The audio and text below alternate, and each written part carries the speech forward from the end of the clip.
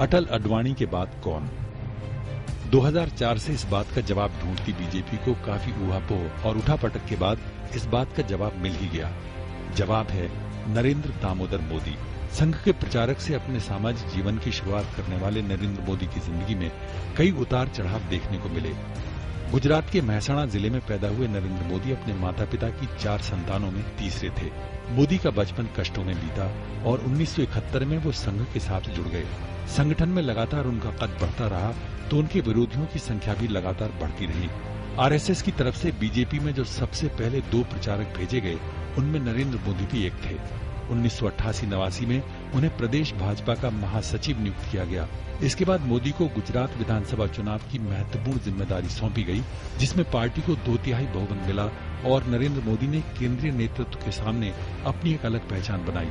उसके बाद मुरली मनोहर जोशी की कन्याकुमारी से कश्मीर यात्रा और फिर लालकृष्ण आडवाणी की अयोध्या यात्रा में अपनी भूमिका के चलते राष्ट्रीय राजनीति में भी अहम भूमिका निभाई। 1995 में राष्ट्रीय राजनीति में नरेंद्र मोदी का पदार्पण हुआ। फिर 1998 में वे पार्टी के राष्ट्रीय महासचिव बनाए गए। 2001 में नरेंद्र मोदी की गुजरात वापसी हुई और उन्हें केशुभाई पटेल की जगह मुख्यमंत्री बनाया गया। लेकिन 2002 में गुजरात में जो हुआ उसकी तपश 10 वर्ष बाद भी देखने को मिलती है। गुजरात दंगों के बाद तत्कालीन प्रधानमंत्री अटल बिहारी वाजपेयी ने गुजरात जाकर राजधर्म का पालन करने की बात कही तो मीडिया में खूब विवाद हुआ। लगातार अपने भाषणों के जरिए मोदी ने गुजरात में अपने किए कार्यों को जनता को बताया, तो वहीं अपने राजनीतिक विरोधियों के भी लगातार निशाने पर रहे।